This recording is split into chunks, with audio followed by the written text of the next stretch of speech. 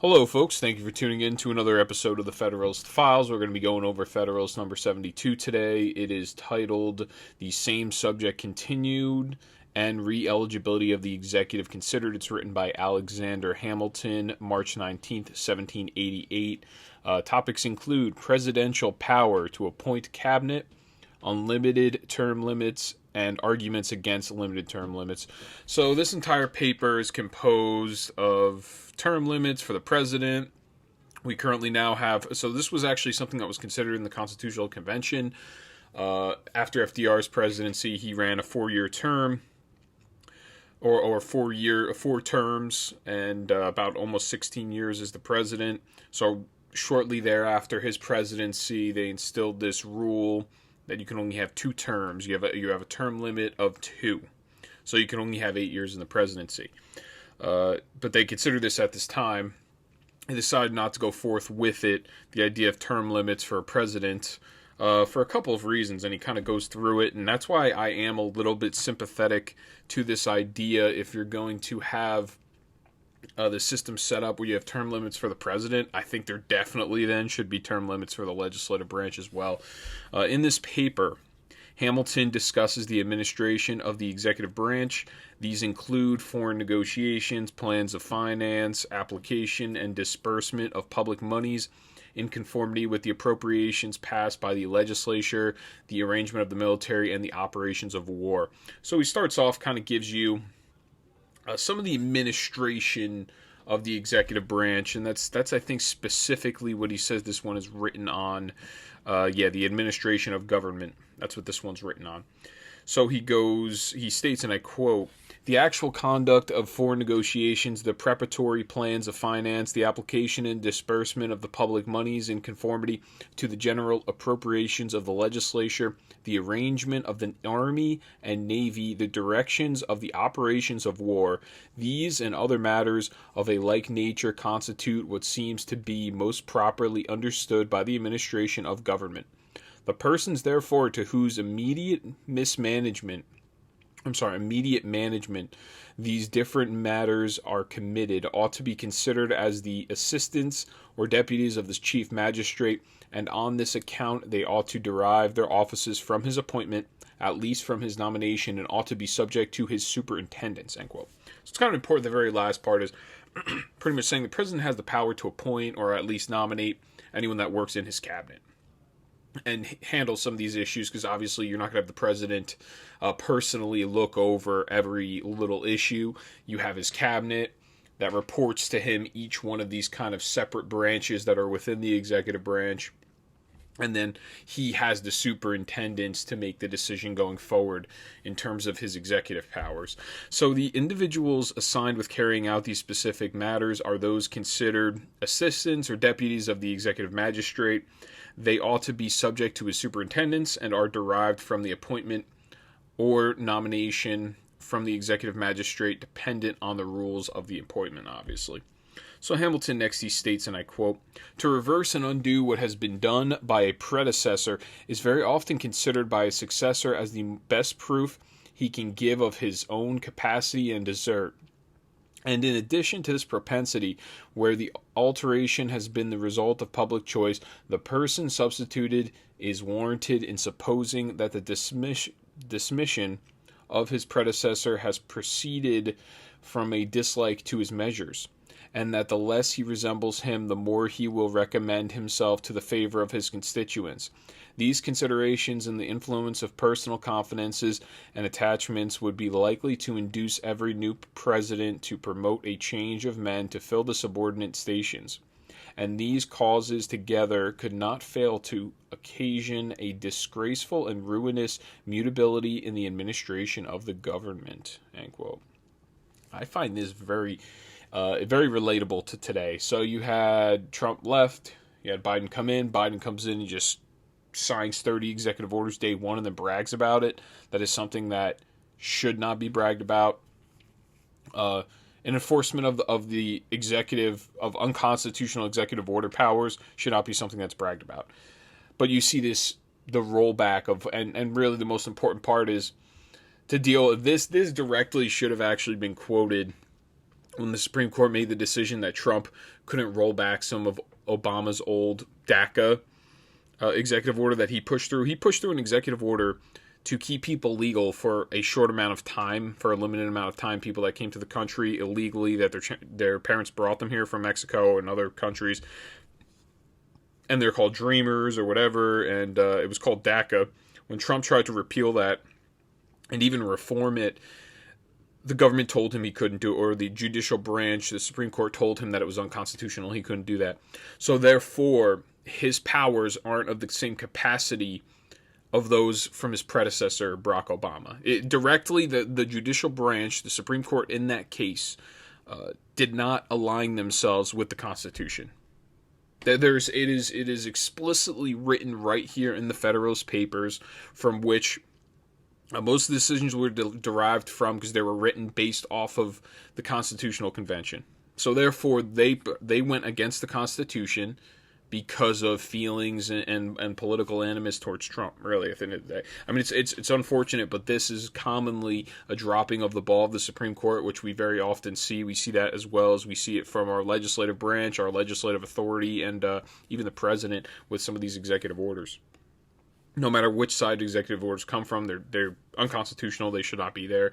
The powers of the legislative branch are non-delegable. You can't just hand out the ability to make law to the executive branch because you don't feel like doing your job that day. So every new president will proceed by dismissing elements of his predecessors and anything that resembles him. This is the reasoning behind the president promoting a change of men to fill his subordinate stations in order to eradicate any resemblance of the former administration, which is another very good point. So most of the time the cabinet's cleared out, and I probably say almost all the time the cabinet is cleared out from the past administration, especially if they're any type of political position. They're cleared out, and then they bring in their whole own fully new cabinet. To keep that continuity with the person that won the presidency, there is some sort of, camaraderie there with that person that you select. So this next section of the paper describes the provision of re-eligibility for the executive magistrate position.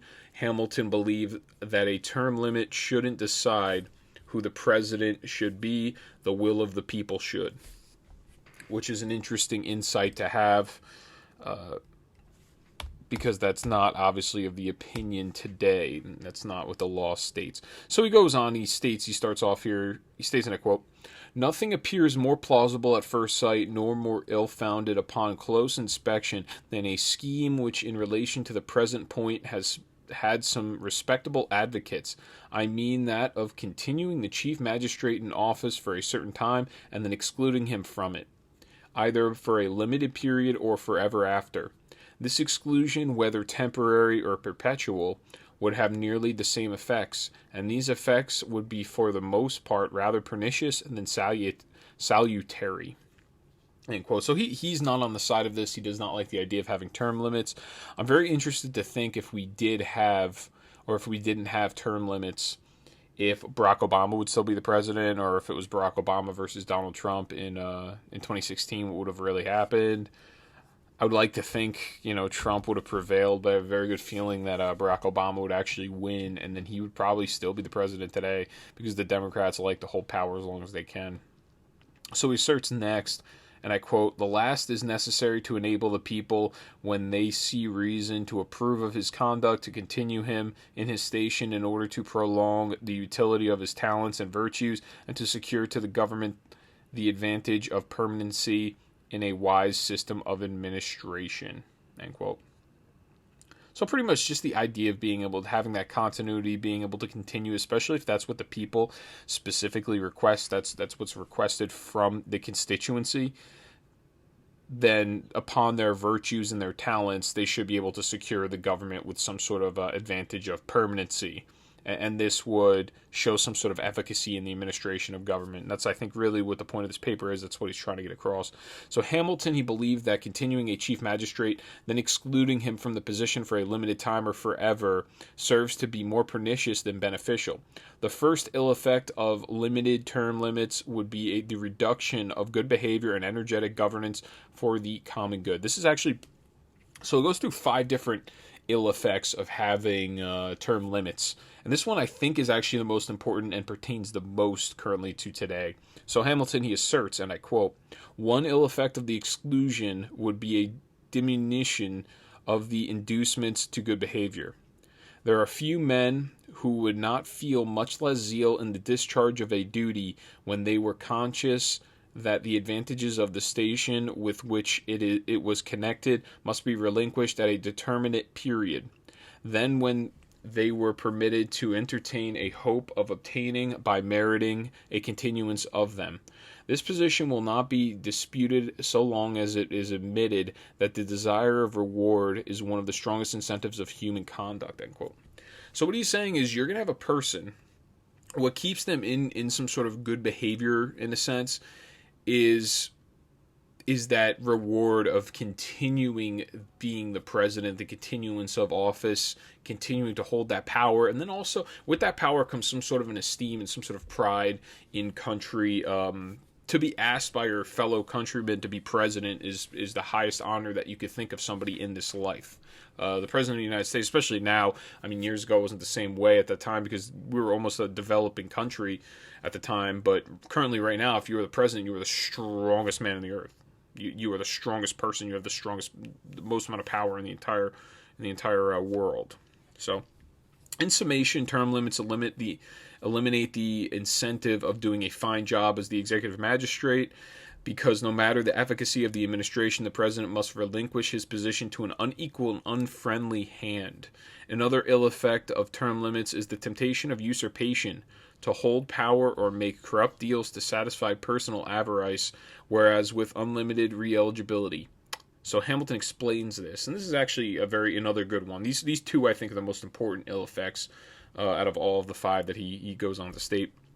So this one he states, and I quote, "Another ill effect of the exclusion would be the temptation to sordid views, to peculation, and in some instances to usurpation. An avaricious man who might happen to fill the office, looking forward to a time when he must at all events yield up the emoluments he enjoyed, would feel a propensity not easy to be resisted by such a man, to make the best use of the opportunity he enjoyed while it lasted, and might not scruple to have recourse to the most corrupt expedients to make the harvest as abundant as it was transitory.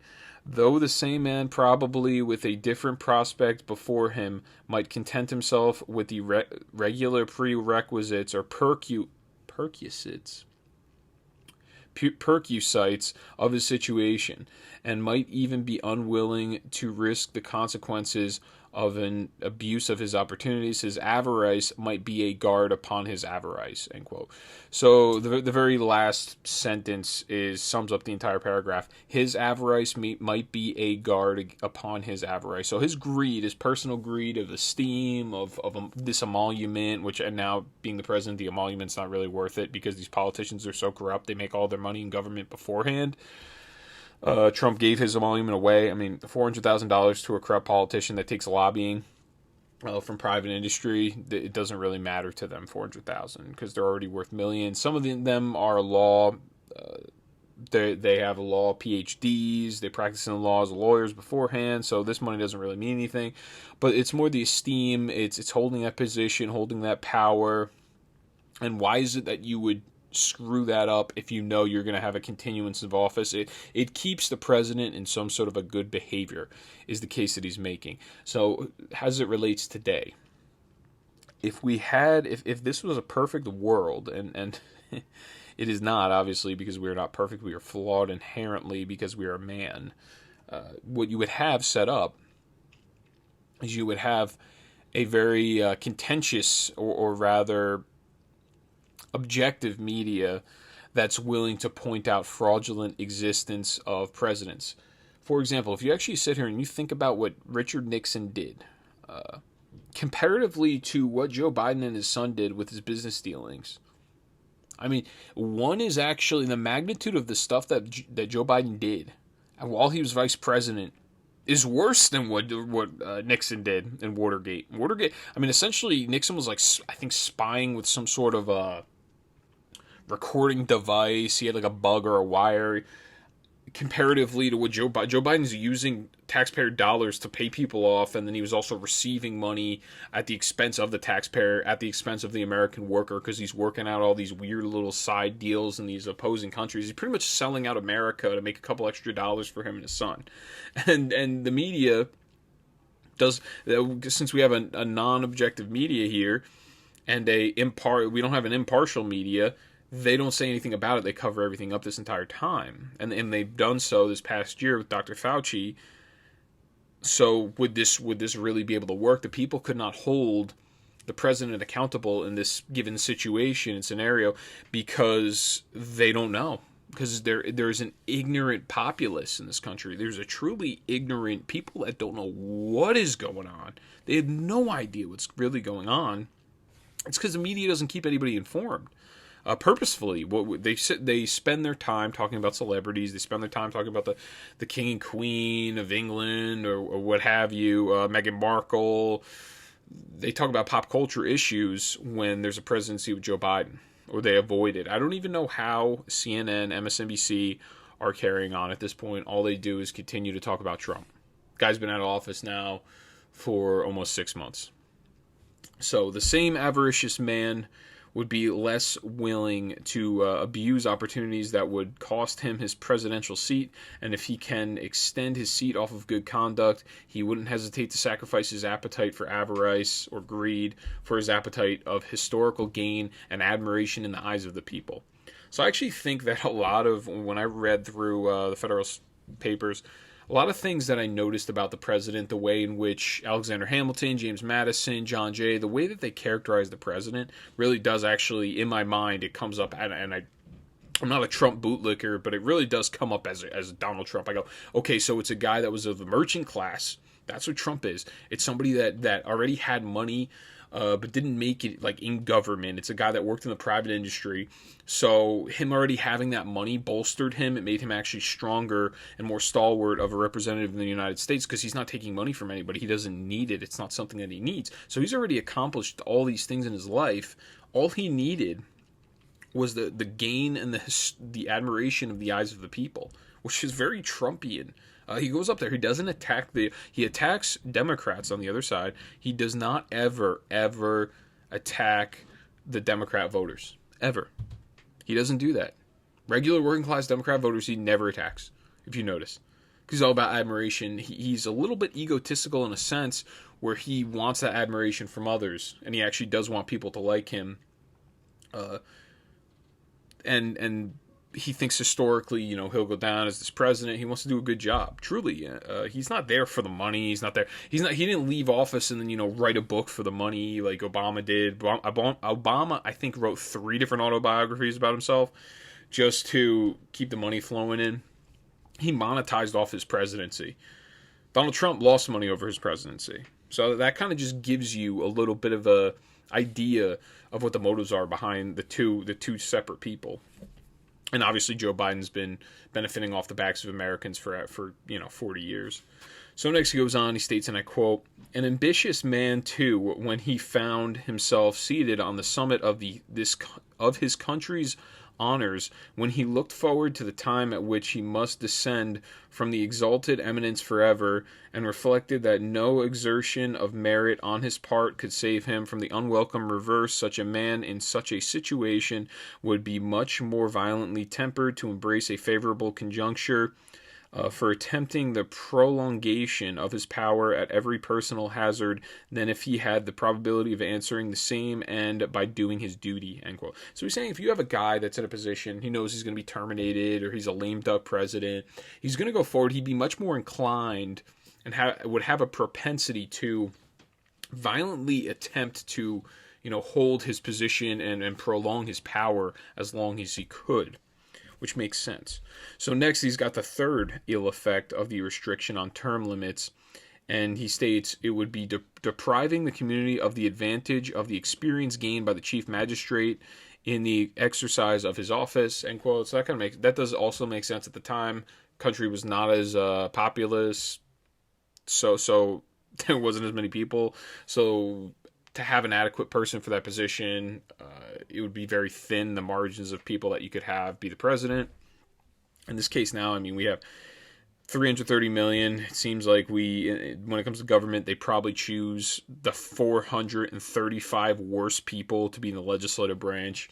And then the presidency is also an idiot. So that's the way I look at it. I look at it as the government. It's like they really are choosing the bottom of the barrel, because who wants to be that person? Who wants the cameras on them all the time? I mean, you can make these sweetheart deals where you make a couple bucks here and there, but really, who wants to have to deal with all of that? So the fourth ill effect of the exclusion is the banishing of men from stations in times of emergencies, which I think is kind of interesting. I don't know if this actually applies to today, but he goes on, he states this, and I quote, "It is evident that a change of the chief magistrate at the breaking out of a war or at any similar crisis for another, even of equal merit, would at all times be detrimental to the community, inasmuch as it would substitute inexperience to experience, and would tend to unhinge and set afloat the already settled train of the administration." End quote. So you have a cabinet. When the president switches over, the entire cabinet switches over as well. He's saying in the case of some sort of emergency, if there's a war going on currently, one person gets elected for another, there wouldn't be a nice, smooth transition of continuity from one administration to the other. In this case is the way that in which he kind of explains it here. Now we currently have a team. I think it's called like the Transition. It's some stupid government organization that's probably a waste of all of our money. It's some sort of transition team that there is. So this one doesn't really apply as much today. So the fifth one, the very last one that he goes on to state here, it is the fifth ill effect of the restriction. It would be a constitutional interdiction of stability in the administration, causing unstable, fluctuating councils and unnecessary variable policy. So he states, and I quote, "By necessitating a change of men in the first office of the nation, I would necessitate a mutability of measures. It is not generally to be expected that men will vary and measures remain uniform. The contrary is the usual course of things, and we need not be apprehensive that there will be too much stability while there is even the option of changing. Nor need we desire to prohibit the people from continuing their confidence where they think it may be safely placed, and where by constancy on their part they may obviate the fatal inconveniences of fluctuating councils and a variable policy." End quote. So simply put, you have a uniform system, there's these uniform measures, and then having these consistent, these crazy changes all the time in variable policy really mixes everything up. It does make the government unstable, especially at this time, as you have to understand it's the inception of a country that was kind of a developing nation. So it would be much more difficult to switch from one to the other, because there's set standards that are kind of just starting up, they're just existing, they were just created, a year or so ago. And yeah, it would just, for that reason, it would provide some sort of instability, which I understand him referring to that as well. So in conclusion, Hamilton, he alludes that a restriction to term limits will give a greater independence in the president, as well as greater security afforded to the people. So he's talking about the other side of the coin. He's talking about his dissenter's argument. So he's saying, yeah, okay, so what is the counter argument to everything that I'm saying? He's saying restriction of these term limits, it will give a greater independence in the president, because the president won't feel like he's so inclined to the people all of the time, especially at the very end of their lame duck presidency, which could be a good thing, because they could take some measures that are needed and no one wants to admit it in the government. For example, if I had to state one now, it'd probably be the Social Security system needs to be reformed, as well as the monetary system, but no one wants to say that. No one wants to actually raise the interest rates. If they're in a lame duck presidency and they see some crazy incoming, inflation on the rise, which we see currently right now, which I actually think if we raise the interest rates, I don't even know what would happen. I think everything would just fall on itself, because so many people are so deep in debt right now. But whatever. So let's say he changed Social Security right before he left the presidency. So that would be an example of a greater independence in the president. So as well as a greater security afforded to the people. So not having some leader that is in there for a very long time. That would give the people some sort of greater security. So this is where he goes on to state that. He states, and I quote, "As to the second supposed advantage, there is still greater reason to entertain doubts concerning it. If the exclusion were to be perpetual, a man of irregular ambition, of whom alone there could be reason in any case to entertain apprehension, would with infinite reluctance yield to the necessity of taking his leave forever of a post in which his passion of power and preeminence had acquired the force of habit. And if he had been fortunate or adroit enough to conciliate the goodwill of the people, he might induce them to consider as a very odious and unjustifiable restraint upon themselves a provision which was calculated to debar them of the right of giving a fresh proof of their attachment to a favorite. There may be conceived circumstances in which this disgust of the people seconding the thwarted ambition of such a favorite might occasion greater danger to liberty than could ever reasonably be dreaded from the possibility of a perpetuation in office by the voluntary suffrages of the community exercising a constitutional privilege." End quote. So you actually say, what the heck is he talking about here? He uses a lot of big words. So what he's saying is, you might have a guy that's such a bad dude, so odious, and has no restraint upon himself. He would actually change the laws around because he has this lame duck presidency so that he can stay in the presidency and not allow anyone to vote. And he would change the law around so it would somehow be able to dodge or obviate the provision for, there has to be a vote every so many years. It would just be automatically, he would just stay in the presidency. So with the second supposed advantage, there are great persistent doubts to entertain concerning it. Hamilton gives a hypothetical situation of a man with irregular ambition, willing to conciliate the goodwill of the people, to put an unjustifiable restraint upon themselves, and instill a perpetuation of office while rendering their right to suffrage. So pretty much taking away the right to vote, so he could continue in office forever until he dies. And that would be like hereditary executive, kind of like what they had in Great Britain. It is very interesting. I can't see that really realistically happening. So there's always been in the legislative authority in the republics, there's always been a lot of power weighted in the legislative branch. So in this case, they were afraid of giving the executive any extra power, and that's why now, they have term limits, but really the executive, or the legislative branch is the one to be feared, because even the legislative branch is the one that passed executive powers for the president. So the legislative branch is the one that can hand out and delegate powers, because no one actually abides by the Constitution, unfortunately. And the Supreme Court is lackluster in performance. So the legislative authority actually has a lot of power. If all of those idiots can get their heads together and they can vote against your rights and vote against your freedom, they'll be willing, if they somehow can get that passed through, it will get passed through, whether the executive likes it or not. Because they have the veto, but it's not an absolute negative. It is a qualified negative.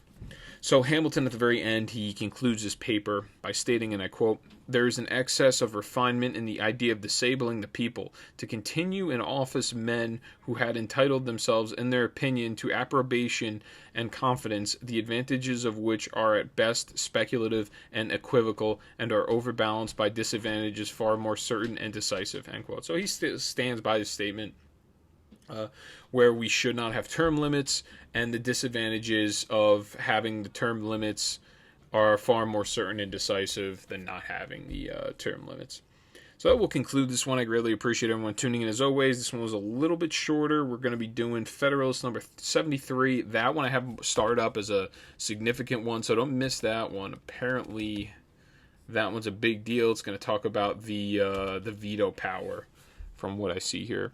So thank you. Please like, share, subscribe. As always, hit that little notification bell. Make sure that you continue to get my videos, and spread the news. Let everybody know about the podcast. I greatly appreciate it, and I will see you all next time.